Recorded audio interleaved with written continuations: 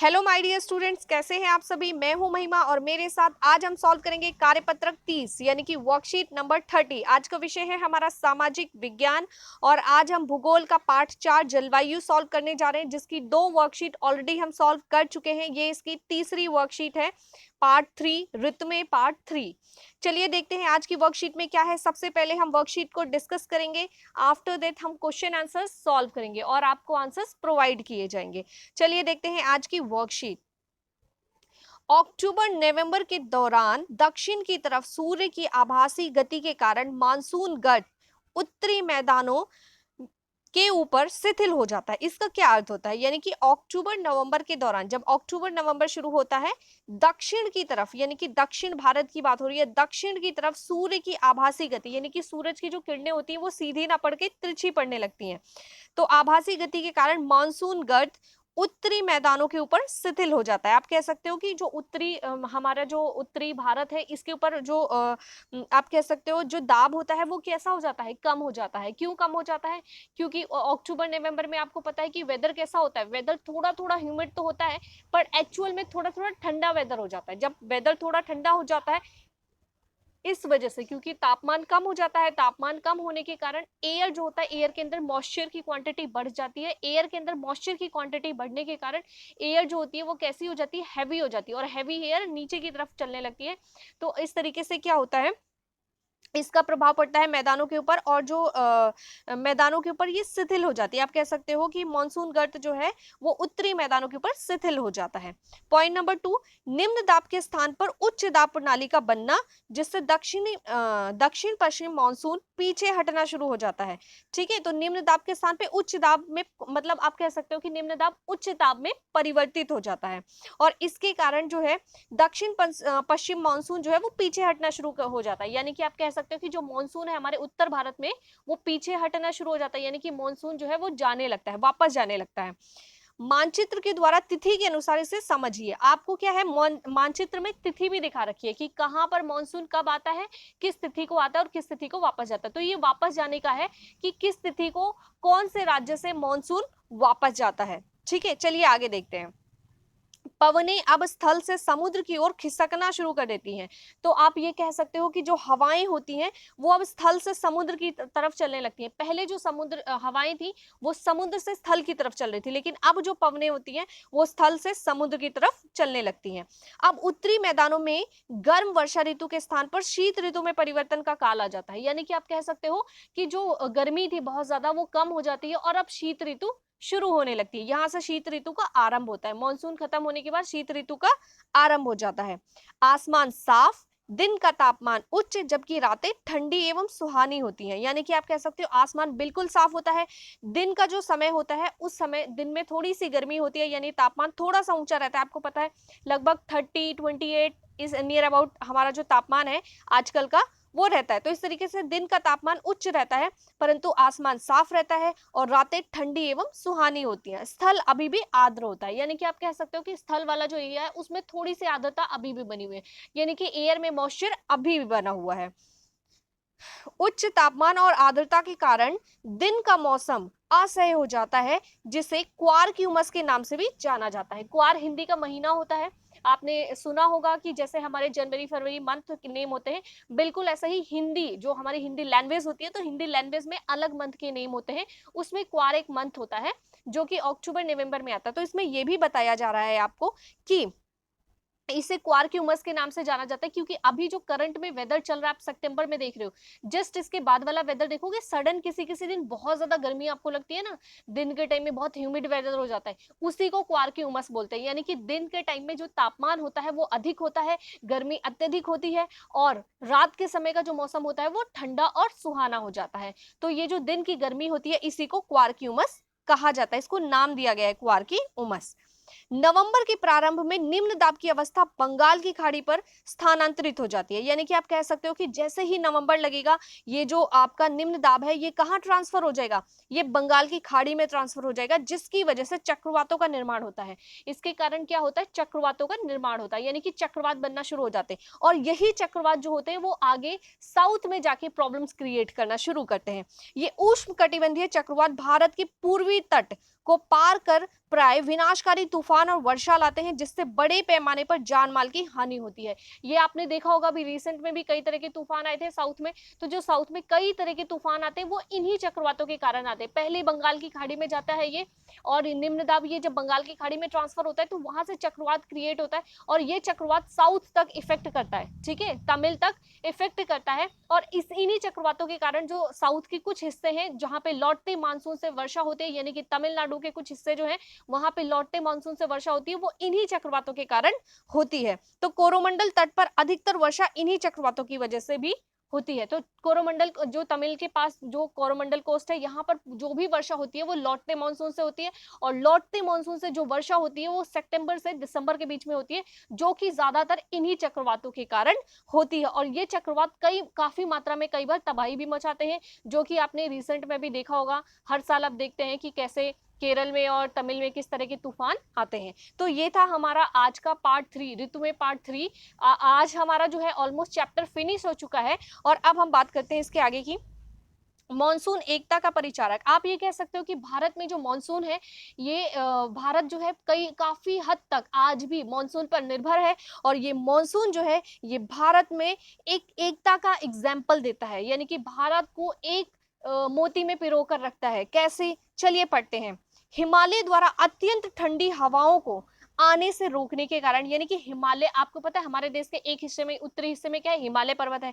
हिमालय पर्वत क्या करती है, हिमालय पर्वत हमारे देश में एंटर करने वाली ठंडी हवाओं को रोक लेती है, जिसके कारण हिमालय पर्वत तो ठंडा रहता है, लेकिन हमारे देश के बाकी हिस्से जो है वो बहुत ज्यादा ठंडे रहने से बच जाते हैं। तो हिमालय द्वारा अत्यंत ठंडी हवाओं को आने से रोकने के कारण उच्च अक्षांशों के बावजूद भी, यानी कि भारत में जो उच्च अक्षांश है उसके बावजूद भी उत्तरी भारत में निरंतर ऊंचा तापमान बना रहता है, यानी कि जो उत्तर भारत है हमारा उसमें ऊंचा तापमान यानी गर्मी बनी रहती है। इसी प्रकार प्रायद्वीपीय पठार में तीनों ओर समुद्रों के प्रभाव के कारण तापमान सम रहता है, यानी कि आप कह सकते हो कि प्रायद्वीपीय पठार जो है वो क्या है, तीनों साइड से समुद्र से घिरे हुए, 3 साइड से, आपको पता है पेनिनसुलर है हमारा, और तीनों तरफ से समुद्रों से घिरा हुआ है। तीनों साइड से समुद्र से घिरे होने के कारण वहां का जो तापमान है वो सम रहता है। सम मतलब, सम तापमान का अर्थ होता है कि पूरे साल लगभग एक जैसा तापमान रहना, यानी सर्दी में बहुत ज्यादा सर्दी नहीं होती और गर्मी में बहुत ज्यादा गर्मी नहीं होती, ठीक है, तो सम तापमान कहा जाता है उसे। परंतु फिर भी भारतीय प्रायद्वीप पर मानसून की एकता का प्रभाव बहुत ही स्पष्ट है, ठीक है। तो आप ये कह सकते हो कि भारतीय प्रायद्वीप पे मानसून की एकता का एक बहुत ही स्पष्ट प्रभाव है। वो आप देख सकते हो कि हमारे भारत में जितने भी प्रदेश है, हर एक प्रदेश का टेम्परेचर अलग रहता है, तापमान अलग रहता है, पहनावा अलग रहता है, वहां की खेती अलग रहती है, कृषि के तरीके अलग रहते हैं, लेकिन उसके बाद भी हमारा देश एक है। तो इसी तरीके से ये भी एक एग्जाम्पल है, एक पार्ट है हमारे देश का, जो ये बताता है कि मॉनसून जो है वो एक एकता का एग्जाम्पल देता है हमारे देश के लिए। परंतु फिर भी प्रायद्वीप पर मॉनसून की एकता का प्रभाव बहुत ही स्पष्ट है।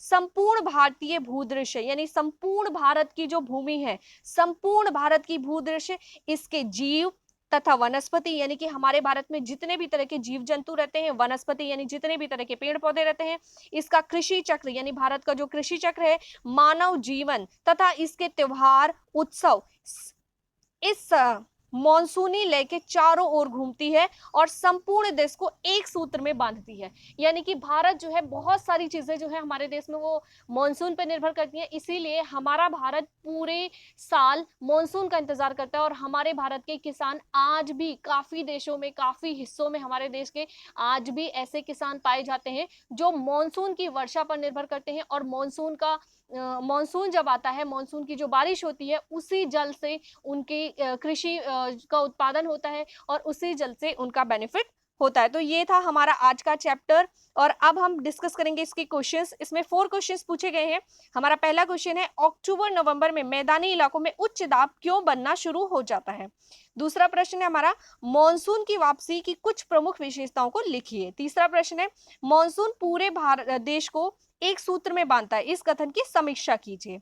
और हमारा चौथा प्रश्न, जो कि बहुत इंपॉर्टेंट है और बहुत सारे बच्चों के इसमें बहुत ज्यादा कंफ्यूजन है, तो आपको बिल्कुल भी कंफ्यूजन क्रिएट नहीं करना है। क्वेश्चन पूछा गया है, मानचित्र की सहायता से निम्न प्रश्नों के उत्तर लिखिए। अर्थात यहाँ पर मानचित्र को स्टडी करना है, मैप को स्टडी करना है, आफ्टर दैट आपको आंसर देना है। यहाँ पर आपको मैप फिल नहीं करना, कहीं भी आपको मैप फिल करने के लिए, मानचित्र भरने के लिए नहीं बोला गया। आपको सिर्फ इतना बोला गया है कि आपको मानचित्र को स्टडी करना है, यानी कि मानचित्र की सहायता से प्रश्नों के उत्तर देने हैं। तो ऊपर जो मानचित्र दिया गया है उसको स्टडी करना है और उस पर बेस्ड फिर आंसर देने हैं।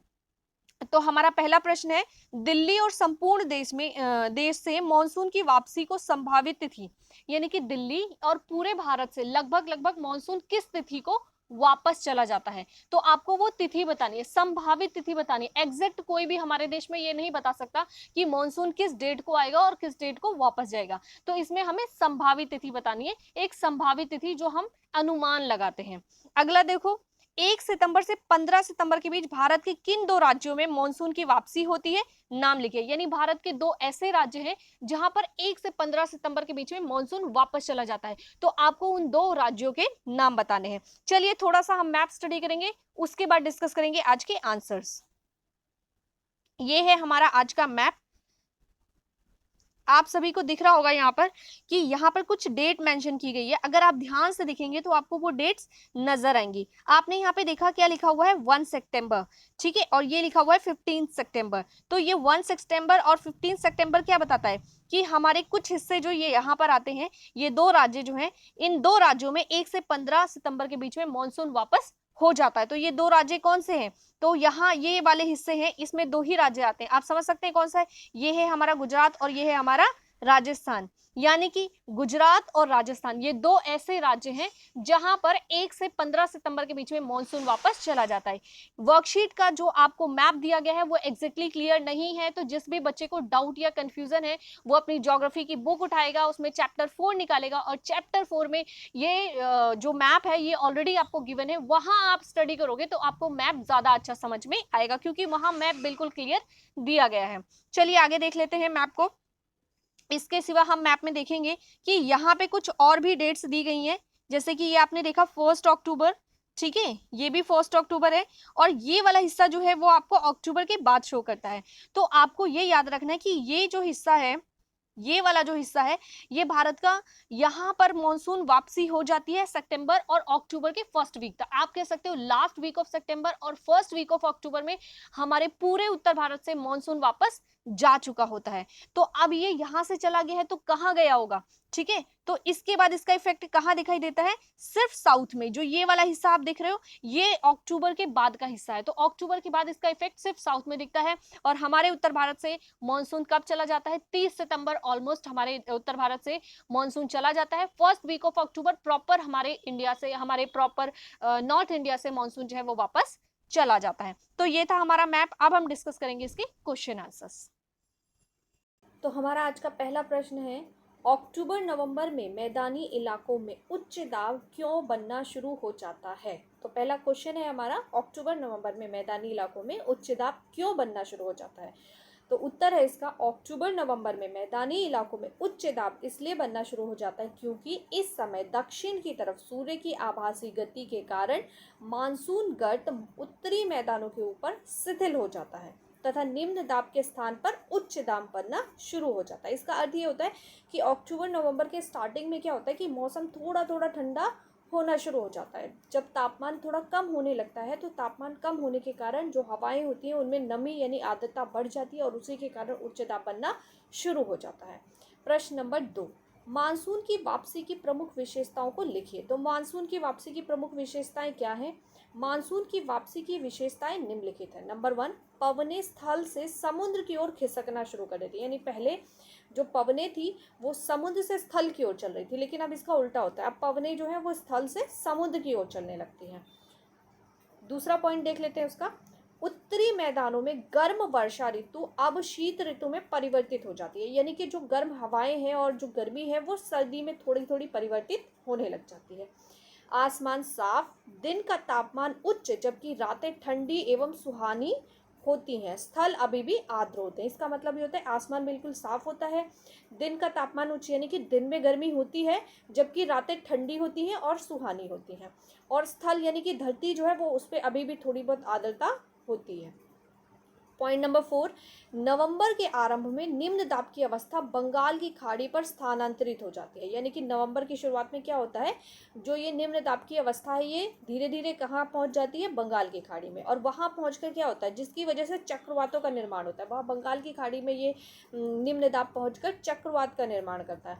और यही चक्रवात जो होते हैं ये हमारे कुछ हिस्सों में, भारत के कुछ हिस्सों में बारिश करते हैं। कोरोमंडल तट पर अधिकतर वर्षा इन्हीं चक्रवातों की वजह से होती है। तो इन्हीं चक्रवातों की वजह से आप सुनते हो ना, साउथ में हर साल चक्रवात आता है, तो वो चक्रवात यही होते हैं। और इन्हीं की वजह से कोरोमंडल तट पे अधिकतर वर्षा होती है। यानी कि तमिलनाडु के आसपास की जो वर्षा होती है वो इन्हीं चक्रवातों के कारण होती है। चलिए अगला प्रश्न देख लेते हैं आज का। मानसून पूरे देश को एक सूत्र में बांधता है, इस कथन की समीक्षा कीजिए। तो मानसून कैसे पूरे देश को एक सूत्र में बांधता है? मानसून पूरे देश को एक सूत्र में बांधता है। कैसे, देखते हैं। नंबर 1, ये मानसूनी पवनें पूरे भारत को जल प्रदान कर कृषि की प्रक्रिया में तेजी लाते हैं। यानी कि मानसून का जो जल होता है उससे पूरे भारत को कृषि के लिए जल प्राप्त होता है। और पूरा भारत कृषि उसी मानसून से करता है, मानसून के जल से। आपको पता है कि हमारा जो देश है वो अधिकतर सिंचाई के लिए आज भी कृषि के लिए किस पर निर्भर है? मानसून पर निर्भर है। पूरा भारतीय भूदृश्य इसके जीव, वनस्पति, मानव जीवन, कृषि चक्र तथा उत्सव आदि सभी मानसून लय के चारों ओर घूमते हैं। आपको पता है हमारे देश में मानसून पर निर्भर होती हैं सारी चीज़ें, ठीक है। इवन हमारे बहुत सारे फेस्टिवल जो होते हैं वो भी मानसून के अकॉर्डिंग ही मनाए जाते हैं, ठीक है, मानसून पे आधारित होते हैं। अगला देखते हैं। पूरा भारत प्रतिवर्ष मानसून की प्रतीक्षा करता है और संपूर्ण देश को मानसून एक सूत्र में बांधता है। तो इसी तरीके से पूरा भारत जो है वो हर साल मानसून का इंतजार करता है और मानसून जो है वो पूरे भारत को एक सूत्र में बांधता है। तो ये था हमारा प्रश्न नंबर 3। बात करते हैं प्रश्न नंबर 4 की। मानचित्र की सहायता से निम्न प्रश्नों के उत्तर दीजिए। तो इसमें भी वही चीज़ है जो हमने पिछली बार देखी थी कि मानचित्र की सहायता से उत्तर देना है, मानचित्र भरना नहीं है। आपको वर्कशीट में मैप दिया गया है, उस मैप को स्टडी करना है और उस पर बेस्ड आंसर लिखने हैं। दिल्ली और संपूर्ण देश से मानसून की वापसी की संभावित तिथि क्या होती है? यानी कि मानसून जो है वो दिल्ली से और पूरे भारत से कब लगभग वापस चला जाता है? तो अक्टूबर के प्रारंभ तक दिल्ली और संपूर्ण देश से सामान्यतः मानसून की पूरी तरह से वापसी हो जाती है। यानी कि अक्टूबर के फर्स्ट वीक से मानसून जो है वो पूरे कह सकते हो उत्तर भारत से पूरी तरीके से चला जाता है।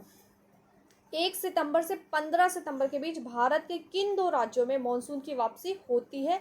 नाम लिखिए। 1 सितंबर से 15 सितंबर के बीच में भारत के कौन से 2 राज्य हैं जहाँ पे मानसून की वापसी होती है? तो वो है गुजरात और राजस्थान। यहाँ पर 1 से 15 सितंबर के बीच में मानसून की वापसी हो जाती है। तो ये थे आज के प्रश्न। अगर किसी को कोई डाउट या कन्फ्यूज़न होता है तो वो आप कमेंट सेक्शन में जाके ज़रूर बताएं। और आप सभी आंसर्स यहाँ से स्क्रीनशॉट लेकर भी लिख सकते हैं या आप हमारे टेलीग्राम चैनल को ज्वाइन कर सकते हैं। डिस्क्रिप्शन में लिंक दिया गया है टेलीग्राम का, उसे क्लिक करते ही आप हमारे चैनल मुदिता IAS वॉरियर्स पे पहुंच जाएंगे और वहां से उसे ज्वाइन कर सकते हैं। टेलीग्राम पे आपको सभी सब्जेक्ट्स के आंसर्स प्रोवाइड किए जाएंगे। इसके सिवा अगर आपको वीडियो पसंद आती है तो इसको प्लीज़ लाइक कीजिए, शेयर कीजिए और सब्सक्राइब ज़रूर करिए ताकि अगली वीडियो का नोटिफिकेशन आसानी से आपको प्राप्त हो जाए। अगर आपको पसंद आया है मेरा पढ़ाया हुआ तो प्लीज़ लाइक ज़रूर करना। मैं हूँ महिमा और आपसे लेती हूँ विदा। फिर मिलेंगे अगली वीडियो में। Bye bye.